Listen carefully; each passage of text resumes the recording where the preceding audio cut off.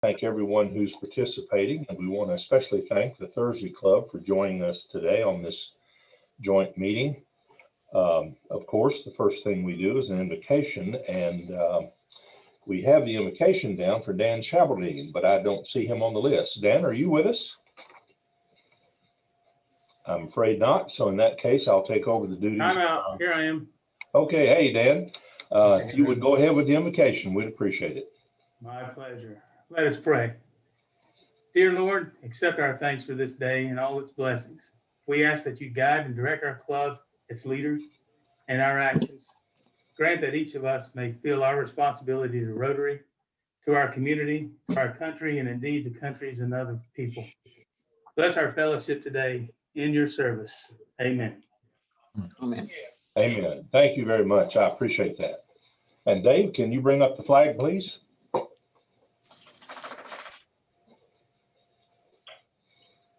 And if you will, please join me in our Pledge of Allegiance. I pledge allegiance to the flag of the United States of America and to the republic which stands one nation under God, indivisible, liberty and justice for all. Thank you all. As all of you in our Tuesday club know, we're working on our soccer tournament for this year, which again will be on May the 1st and the 2nd. Chris Cazell had indicated to me that he had emailed out all of the packets, but so far has not received any requests for people for mailed packets. And he wanted me to point this out and make sure that everyone at our club did receive the packets via email. And if you did not, please let David or Chris or Dave Linetti or me know, and we will make sure that you get a packet. And this morning, Coy Hudson needs to address us for just 1 minute. Thank you, President Lou. As you well know, today is the deadline for the nonprofit grant request. I have received approximately 9 at this point. I've got several more this morning because I followed up with several of you, as you well know, that I knew you were providing grants and you were sponsors for the nonprofits.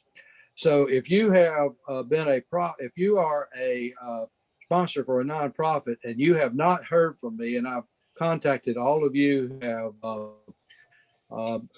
are sponsors and have grants from, then you have been contacted, and I have those grants requests.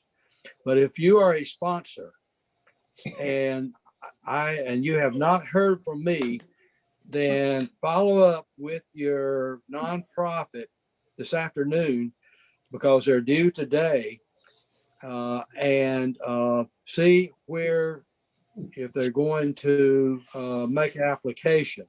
They may be in the mail because the mail is very slow, and I've been in contact with Josh McKinney and also several of you that mailed those packets in the last week or two. And some of you mailed them to me, which was on the application. Some mailed to the post office box for the Hickory Rotary Club. So Lake Hickory Rotary Club. So anyway, do follow up. And if your nonprofit has made application and you haven't heard from me, then follow up, and they can email me to be sure I get them. They can email me the applications at clhudson@charter.net, and I will make the copies myself off of my printer. So be sure and follow up, because right now I only had 9, I think, and I usually get 14 to 18. So I know it's an unusual year, but I'm still expecting to get more than I have. So anyway, I appreciate you do that, and let me know via email also if you know that your sponsorship is going to result in an application. Thank you. Thank you, Coy. Appreciate that. And now we will move on to our program. And our program is by Bobby Wells of the Charlotte District Office of the FBI. And fellow Rotarian, Nancy Meeks, is going to give him a brief introduction. Hi. Hi, everybody. It's nice to see everybody, even though it's virtual.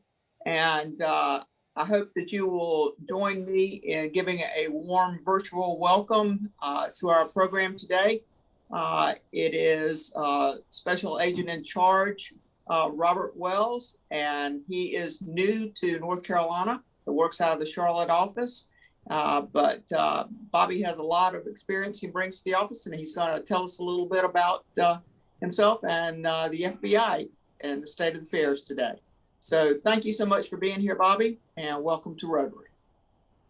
Thank you, Nancy. I appreciate that. And thank you, Lou. I really appreciate you all having me here. And obviously, as you mentioned, I'm in the new SAC here. I got here around October 19th, so almost four months in the position. COVID has made things a challenge, of course, to get out like I normally would under normal circumstances. But I'm glad that we're able to do this online with Zoom, and the technology allows us to still have some of these meetings, which is great. I thought what I would do today is kind of give you, first I'll talk about my background, give you a little bit of my experience, and then I'll talk in general about the FBI, kind of give you an overview of FBI as a whole, as well as FBI Charlotte, and then kind of quickly walk through our priorities here and what we're working on, and then some of the current events that we're seeing and challenges. And then at the end, I'll be glad to take any questions that you have. So my background, I actually grew up in Kentucky, so born and raised Kentucky. So it's been a little bit of a challenge this year coming into North Carolina with such a bad basketball team, right? So historically, we've had a good team, and this year is, I think, the worst team we've had in our history, and I'm surrounded by North Carolina fans. So that's been a challenge, but no, it's great to be here. Within the FBI, this is probably the hardest office to get for any position, whether you're an agent or an analyst or any position in the FBI. So I feel very blessed to be here, and it's such a beautiful state. Within my first 30 days, I traveled to all of our offices throughout the state and visited with all of our agents and staff, and met with a lot of partners throughout the state. So it's been great so far, and I look forward to hopefully meeting some of you in person in the near future. My background, I came from a family of law enforcement. My dad was a police officer. My grandfather was a judge. I had an uncle that was a U.S. Marshal. So I kind of had the law enforcement in my blood. I originally became a state probation officer, and then went on to become a federal probation officer before entering the FBI. And I've been in for about 18 years. I was assigned to our Washington, D.C. field office right out of the academy, where I worked counterterrorism matters after 9/11. I'm sure all of you on the screen can remember exactly where you were and exactly what you were doing on 9/11. So that kind of obviously motivated me, and I was very happy to work the counterterrorism threat, right out of the academy. From there, I worked in DC for about 8 years. I went to our counterterrorism headquarters. From there, I went back to Louisville, my home state, and was assigned as the Joint Terrorism Task Force Supervisor. Did that for about 3.5 years, and then I thought I would never leave Kentucky when I got there, but I ended up getting called back to DC, back to our counterterrorism headquarters, and that was in 2015, 2016. And if you all may recall, that was kind of the peak of ISIS when they were directing terrorist attacks all over the world and here in the United States. So worked there for a couple of years, and I went over to our Washington field office again as Assistant Special Agent in Charge over terrorism matters. While I was there, again, worked several significant terrorism cases, to include the congressional baseball attack there. I was there on the scene within a couple hours after the shooting. And then I forgot to mention, before I went there, that was a tough year for us in the Bureau with, terrorist attacks all over the country between Chattanooga, Orlando, San Bernardino, New York. We had multiple attacks. And I was deployed to several of those, specifically Orlando and Chattanooga, to help work on that. But so as you can tell from my background, a lot of my experience was counterterrorism over the years. From there, I went to work for our deputy director as his chief of staff, which was, again, a phenomenal experience. There I was exposed. He essentially was responsible for overseeing all operations and intelligence in the FBI. him along with our FBI director. So I did that for about 15, 16 months. Again, kind of got that behind the scenes look, everything going on across the FBI and a lot of the challenges that we were facing at the time. Great experience. From there, I went and worked as our deputy assistant director over our China mission center. So essentially I was over the China mission for the Bureau. And as I get into the priorities, I'll talk about it in a little more detail, but China is one of our biggest threats that we have, just because they're stealing billions of dollars of our technology every year. So, and from there, I, again, was very fortunate to get this job here in Charlotte, and really enjoyed my time here so far. Just to kind of give you a quick overview of the Bureau in general, we have about 35,000 employees Bureau-wide. That includes approximately 13,000 special agents and about 22,000 professional staff, which includes intelligence analysts and a variety of other backgrounds, to include scientists, folks that work in the lab, et cetera. We have approximately 90, we're a worldwide organization, so we have approximately 90 LEGAT offices worldwide in 90 different countries. Those are our FBI agents and other staff assigned overseas. And they work as basically liaison to all of our foreign partners, as well as work with our other federal agencies overseas. Give you an idea of what we have here in Charlotte. Well, let me back up a little bit. So we have 56 field offices throughout the country. Some of those states, for example, have multiple field offices. For example, Texas may have, I think they have 4 between Houston, Dallas, San Antonio, El Paso. California has several. We're one of the few that has one field office that covers the entire state. So here in Charlotte, we have our main office here in Charlotte, and then we have 8 offices spread out throughout the state, to include Asheville, Wilmington, Raleigh, Greensboro, Greenville, Hickory, Fayetteville, and Manteo. So again, some great locations. One day I was at the beach in Wilmington, the next day I was in the mountains in Asheville or Hickory, and then traveling to Manteo near the Outer Banks. So just a beautiful state. We have great offices throughout the state. So I thought now I'd kind of walk you through our mission and our priorities. So our mission, it sounds very simple, but is actually extraordinarily challenging. Our mission is basically to protect the American people and uphold the Constitution. So it's very short and sweet. But when you think about that and the challenges there, it's extraordinary. As I walk through our priorities, we'll start with, we're pretty much breaking up into 4 main programs. That's counterterrorism, counterintelligence, cyber, and then our criminal program. And within that, we break it out into priorities. Counterterrorism is still our #1 priority. I think it's hard to change from that after an experience like we had at 9/11, and then all the subsequent terrorists we've had since then. It's probably going to be our #1 priority for a long time. Our second priority is counterintelligence, along with cyber. Those are very, very close, and they kind of go hand in hand, because of a lot of our counterintelligence threats are also cyber threats from some of our foreign adversaries like China and Russia, North Korea, and Iran. We also have our various criminal threats, which public corruption is our #1 criminal threat, civil rights, white collar, and violent crime, to include violent crimes against children, drugs, gangs, etc. So that's kind of just a quick snippet of what our priorities are. And just to kind of give you some examples as I walk through the priorities, counterterrorism after 9/11, obviously we put a lot of resources, and it really, not only did it change the Bureau, it essentially changed the world. I mean, it had tremendous impact. We were involved in, obviously, several wars, changed the economy, but it definitely changed our organization, and it put a lot of additional resources into that threat. And we've seen it evolve significantly over the years. Obviously, we took a dip after a few years after 9/11, and then we saw the rise of AQAP, which is Al Qaeda and the Arabian Peninsula, which is essentially Yemen. And that's when we first started to see terrorists recruiting people online. You really started to see social media and those types of things as a tool to try to recruit people to carry out terrorist attacks. Then we saw a little bit of a dip again, but then in 2015 and 16, as I mentioned, we saw the rise, the quick ascension of ISIS.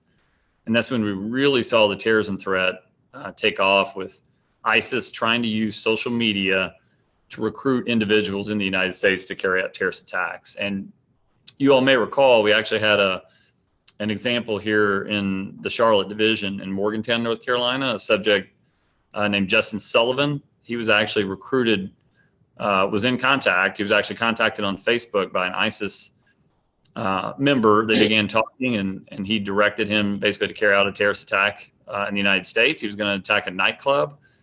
Initially, when we got that lead, we didn't know who it was, because what happens is they would switch to an encrypted app and start communicating. And so initially we didn't know who it was. It took some great work from a lot of people to identify who it was, which was an 18-year-old named Justin Sullivan, who we eventually were able to arrest him in a pretty short period of time. And then later we realized that he had murdered his neighbor, elderly neighbor. And essentially he just did it for the fun of it because he was a sociopath. So we saw the rise in homegrown violent extremists, such as Justin Sullivan, who were basically motivated, inspired by terrorist groups overseas. And we saw that all over the country. I think at different times we had anywhere between 10 and 20 simultaneous terrorism plots throughout the United States. So we've seen, obviously we made a significant impact with ISIS, and we've seen a little bit of a dip. We're not out of the woods yet, but there's a little bit of a dip in the international terrorism side, but at the same time, we've seen a rise in domestic terrorism. And that's on the far left, the far right, anti-government, racially motivated violent extremists. We've seen a huge increase in our domestic terrorism cases throughout the FBI over the last couple of years. And I think that's probably going to continue. Quickly want to move on to counterintelligence. Our counterintelligence threat, obviously, as I mentioned earlier, I worked on our China threat and oversaw our strategy for China.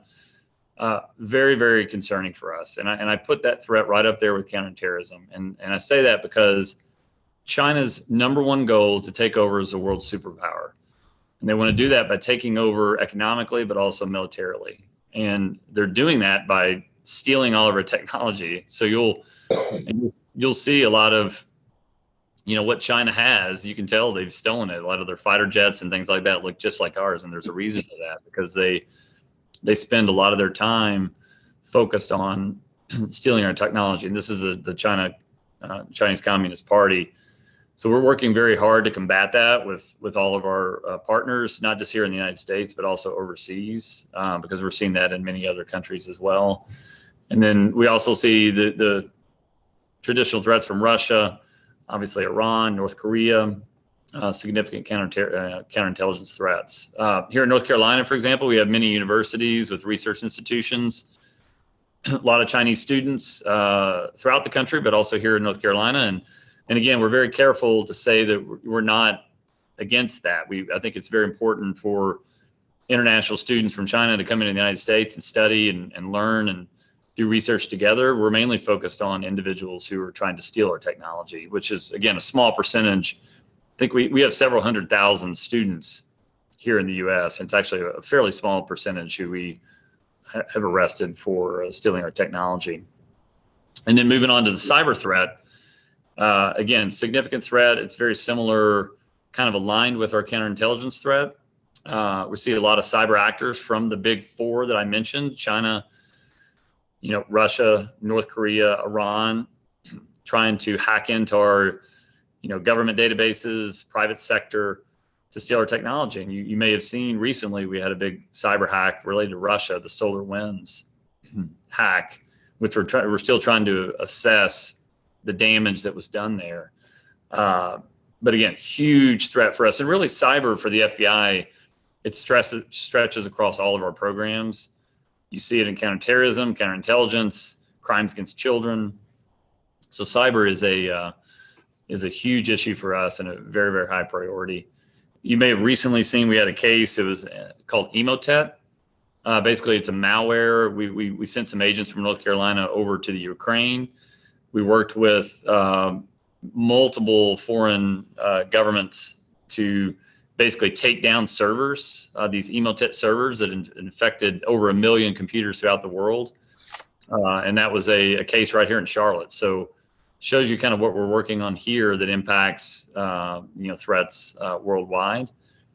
And then, transitioning to our criminal threats, as I mentioned, public corruption is a huge priority for us, whether it's, corrupt politicians or police officers or whatever, we're very focused on that.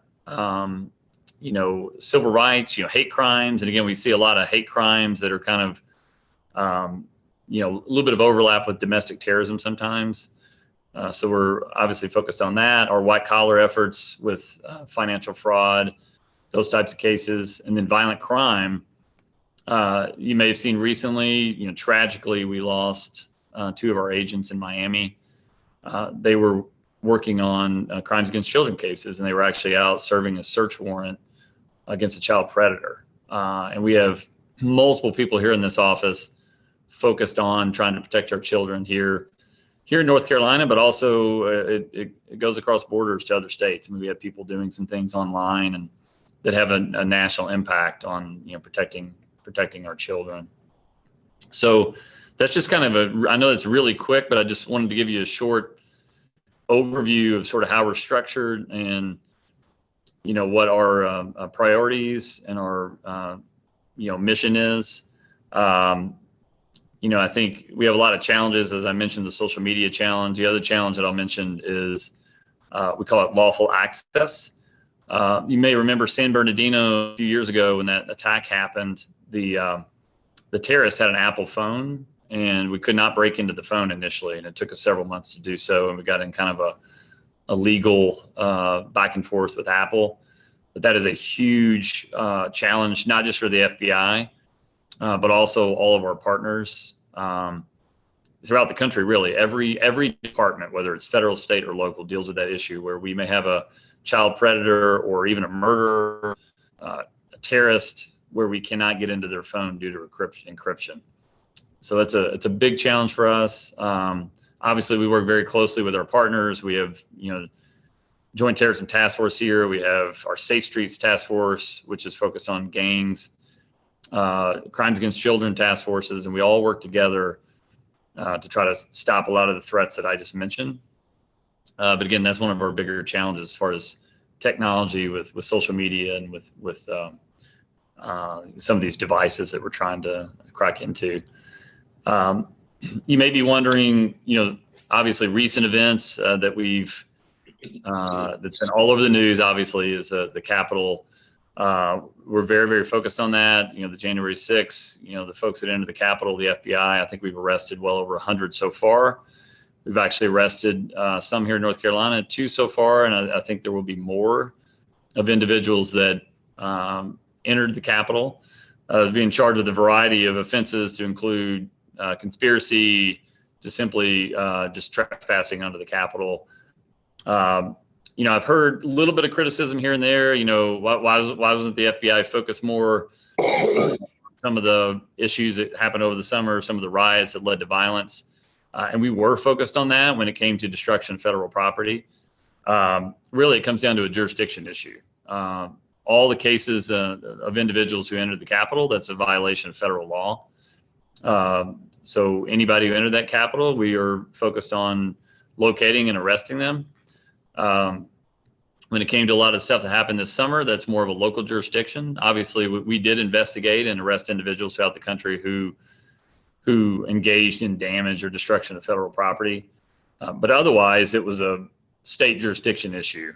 Individuals that were rioting in the streets or destruction of windows at various private businesses, those types of things. That's more of a state jurisdiction. Obviously, we worked with our local partners throughout that, trying to help any way we could. So what can we do together? Obviously, as a community, I think again, my goal is to get out. I think outreach is one of the things I'm going to be focused on. I think we serve you in the community, and I think obviously it's very important that we have those relationships with people throughout the state. I think recruiting is key for us. We need to be representative of our communities. So very, very focused on, diversity hiring. It's a big focus of ours. I think we need to do a better job of that. And also simply just recruiting, good applicants. I mean, we typically haven't had a shortage of applicants. We did see a little bit of a dip a couple years ago, and it's come back up, and we were getting tons and tons of applicants. But I think I'm always going to make the recruiting pitch when I talk to the various groups. If you have people who are have some interest in this type of work, then definitely send them our way, and we'll be glad to try to help them get into the application process. We also have the Citizens Academy. I don't know if anybody out there has been through our Citizens Academy, but it's something. Okay, I see a hand go up, Nancy. And look, if you have interest in that, essentially I think it's an 8-week program where we will come in once a week. Now, granted, right now with COVID, it's difficult to do, but come in once a week, and we'll basically what I just did. We'll go over in great detail and kind of show you a lot more examples of what our mission is, what our priorities are, what our focus is here in North Carolina.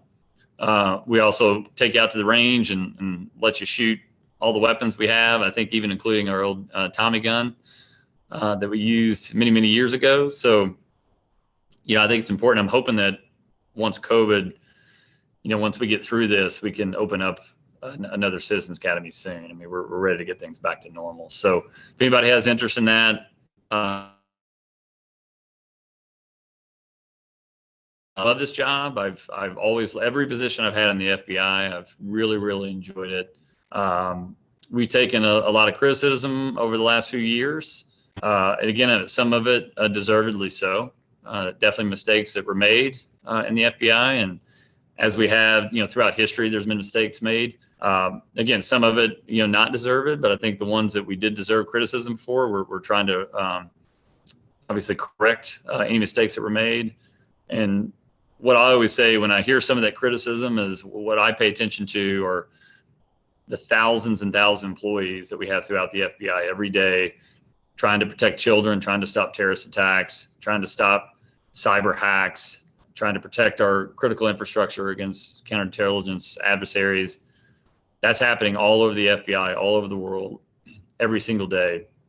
And again, not to minimize the criticism we have for the Russia investigation and those types of things, but I think we've made a lot of corrections, and I think we're ready to move forward. But again, like I said, I'm really excited to be here, and I hope to meet some of you in the future and in person once we get through this. But now I thought I would open it up. If anybody has any questions for me, I'll be glad to try to answer them to the best of my ability. Special Agent Wells, if I go to the Citizens Academy, I can have my own Tommy gun. Is that what you're saying? Yeah, we give out Tommy guns, so you get to take one home with you. That's cool. Party Let me ask face. a real question. If you were going to look at our little war with China as a game, where are we at halftime, and how did we get here? I tell you what, I think it's actually very close.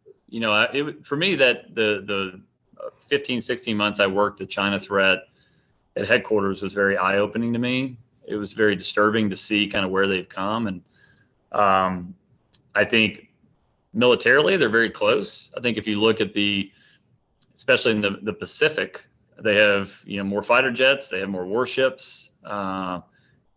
Technology-wise, they're catching up with us. Economy-wise, I think you've probably seen some headlines recently saying within 5 years they potentially could take over with the world's #1 economy. They're very meticulous. They're very patient, right? So China's different than Russia. Russia just wants to kind of stir up chaos, and you see that with what they do on social media. I mean, you'll see them literally trying to stir up racial chaos or election chaos, obviously, throughout the United States. China's very meticulous, very methodical, very patient. We've actually, I think, made a huge impact with China in the last year and a half. We shut down, they have consulates throughout the United States, to include New York, LA, Chicago, Houston, et cetera, where they have people here in the United States. And we've actually seen them involved in influence campaigns with federal, state, local politicians, where the Chinese government's actually trying to develop those relationships to use that for future gain. But I would say at halftime, it's probably a little closer than what I would like. I think we have made some progress.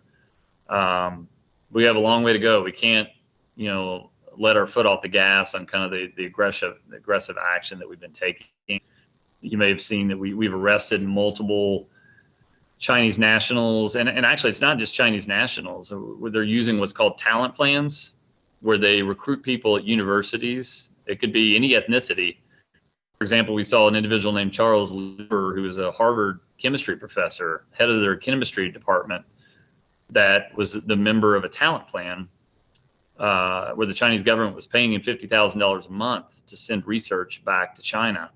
And that's just one example of many over the last couple of years that I've seen where we've arrested individuals that are working on behalf of China. So it's closer than I would like. I would say we are still ahead of China, but we have a lot of work to do to make sure we stay that way.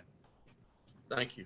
Bobby, thank you so much for your presentation and your remarks. And just to follow on to that discussion, I've just been reading a really disturbing book called Stealth War by Robert Spalding, a retired U.S. Air Force Brigadier General. And it's very disturbing because there's such a lack of awareness, it seems to me, on the part of individuals as to how stealthily the Chinese have moved into our economy and into all areas of our lives, and how we almost naively allow them to have, agreements with us for us to share information with them, but it doesn't come back the other way. In the universities, there's a lot of that going on, and economically, of course. I mean, and we can't take money out of China. They can certainly come here and invest and take the money home. Just more, it just seems to me that there's a real need for more awareness about what is actually going on kind of right under our nose, things that maybe the FBI can directly affect, but maybe not. Yeah, it's a great point. And that's one thing as we were developing our strategy when I was involved in that at our headquarters is really the education piece is extremely important, because I don't think a large majority of the American people understand what the significance of the threat is with China. And frankly, as an agent working counterterrorism for the majority of the first 15 years of my career, I don't think I fully grasped the significance of the threat.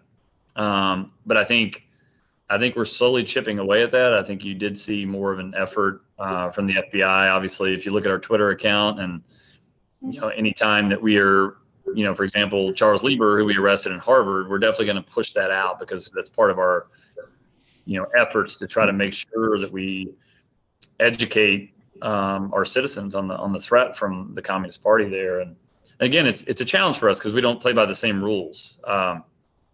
Obviously, we're very open, and we want to work with the Chinese students, and we want to, share our talents and research and those types of things. But they're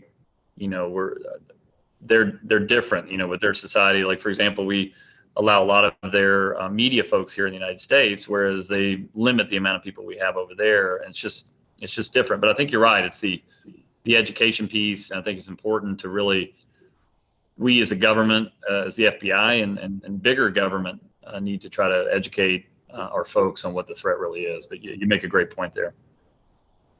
Thank you for your work in that area. Appreciate that. Special Agent Wells, just a follow-up question on that. Continuing the analogy of the game, I mean, we seem to be doing a really terrific job of defense. I mean, I don't know if you can speak to any kind of offensive actions that we might legitimately, legally be able to take out some of these particular, in terms of technology challenges, et cetera. Yeah, so as far as the FBI, I mean, obviously there's a lot of big government efforts. Some of it I can't get into on this call, but as far as what we tried to do is really, when we identified somebody that was stealing technology, be very, very aggressive, working with our other federal partners. And, if you look back, if you go and research it a little bit, you'll see there's been a series of arrests made over the last probably 12 to 18 months of individuals who basically stole our technology and tried to remove it from the country. And you're a lot of students that came in that were undercover with their military. So we've been very proactive, very aggressive in trying to take criminal action on some of those cases.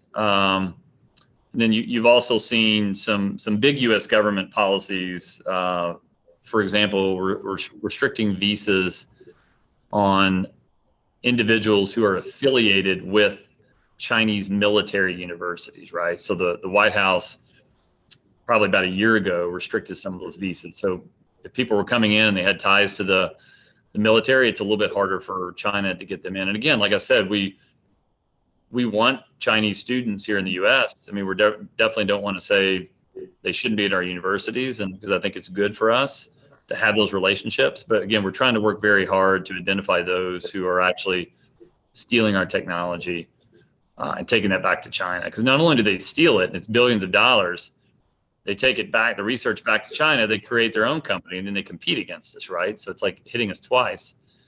So again, it's a big focus for the FBI, and I think that will continue. Just like our focus on Russia, and again, very different in the way they operate. Russia with its aggressive social media campaigns, and really China too. I mean, you'll also see China use social media to their advantage. Whether it's you've probably seen some arrests where they use LinkedIn, for example, to recruit people. For espionage type stuff, right? So, yeah, but you definitely bring up some great points on China and the challenges that we have there. One thing I'm curious about, you mentioned that there are difficulties in getting information off of suspects' phones. Is that because the phone providers are not assisting you in taking care of the way it's the way the phones are made? Yeah, good question. So basically, Apple, for example, I don't want to pick on Apple. I mean, really, any, whether it's Samsung, Apple, whatever, they want to develop phones that can withstand efforts to break in, and they want to, people to ensure people that they have devices they can use safely, securely, privately.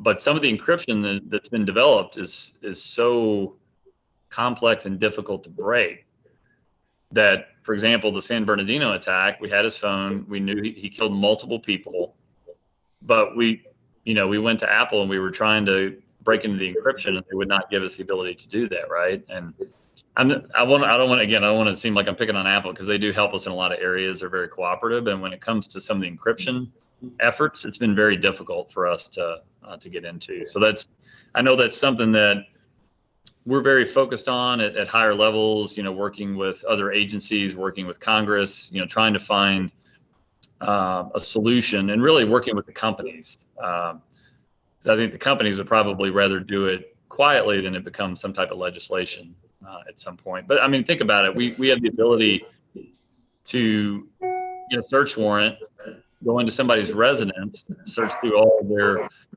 materials in their house, but in some cases we cannot get into a person's phone.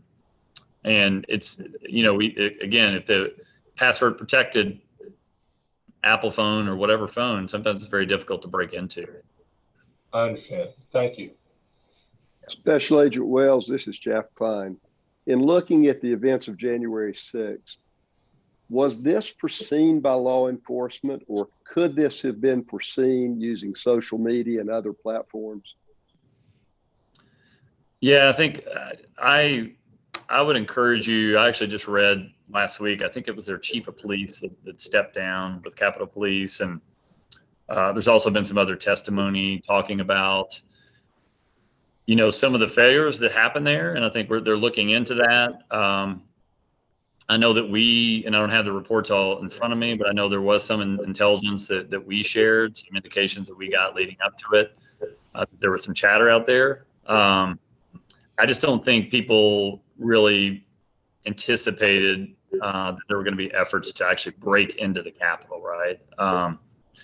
So yeah, I think there's going to be more coming out on that. I think, again, I saw some stuff yesterday about forming a 9/11 type commission to sort of look into what happened, if there were failures with intelligence sharing, if there were failures in how many people that we had there, or whatever it may be. I think they're going to take a look at that.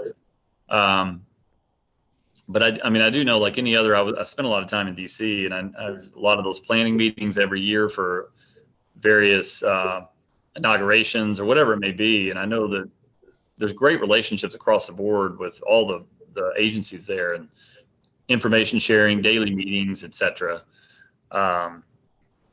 Yeah, I think we'll have to kind of wait and see what comes out as far as what could have been done better to make sure that didn't happen in the future.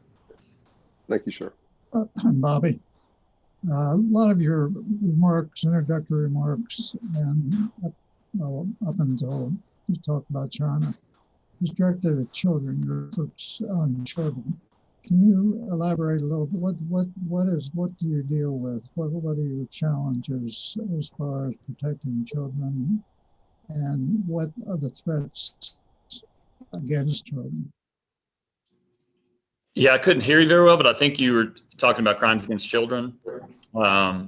So obviously that's one of our highest priorities, and there's really no one, I talk about our priorities in the Bureau. It's not our top priority, but on any given day, it's our number one priority, right? And really it's focused on, I think you may have seen some articles on one of the agents that was killed, Laura. She had worked that threat for many, many years. And one of her main priorities was to educate. I think you saw some schools, if you saw it, some schools came out and were praising her for how often she went out to some middle schools, et cetera, and trying to educate children on threats online, but also, in person type scenarios. But what you see a lot are people, they're just predators. They'll target kids on various chat forums, et cetera. They'll try to suck them into a conversation and not only do inappropriate things online, but also on some occasions try to lure them in person so that they can engage in sexual activity with an underage person. And we see that all the country. So, I mean, we have a lot of proactive efforts in that area, a lot of efforts targeted online, and we're very aggressive in that area. And frankly, this is a big state, and we have a lot of people focused on it. I mean, we could probably double our resources and still be very busy. I mean, it's a really significant threat. And I think it's education, like I said, when it comes to cyber and some other threats, it's the same with our children, right? Really educating them. I just had an issue recently where my own kids were followed in a neighborhood by an individual and had to get away from them, right? So you never know whether it's going to be an in-person threat. I would say the majority of what we see are the online type threats, right? Where they're focused on basically developing rapport with the kid, an underage person, and, trying to lure them, somewhere. And you see sort of that escalation of activity online. Okay, I think we have time for one more question. If you can be with us just for a minute longer, if someone would like to ask the final question. Lou, I'd love to ask the question. This is Tara Bland from the Thursday Club. I have a daughter who loves all things law and order, NCIS, and so forth, and she is looking for a career path. What is the education path to become an FBI agent? That's the great thing about the FBI, and that's what I love about it, is you can come from any background there is, right? So sometimes people ask me, well, what kind of degree should I get? My background was more traditional. I was psychology, criminology, came up through the law enforcement background, but we have chemists, biologists, teachers. We've had medical doctors come over and join. It's really just people who want to serve. And you see that people get into another profession and they decide, you know what, I want to go serve and I want to work with the FBI. And we continue to do that. We continue to hire from a variety of backgrounds. If I had to pinpoint one background that probably would capture the most attention, it would be having some type of a computer background, like a computer science degree or something like that. I mean, as I'd mentioned earlier, cyber threats impact everything we do. And I know that we're very focused on trying to recruit people that have those skills.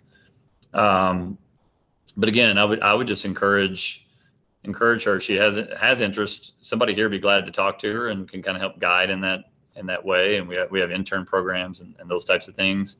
But really any degree, any path you take, we have engineers, whatever it is, you can find your way into the FBI if you can demonstrate, integrity and, obviously we want to recruit people who are operate at a very high level academically, but most importantly with strong values and integrity.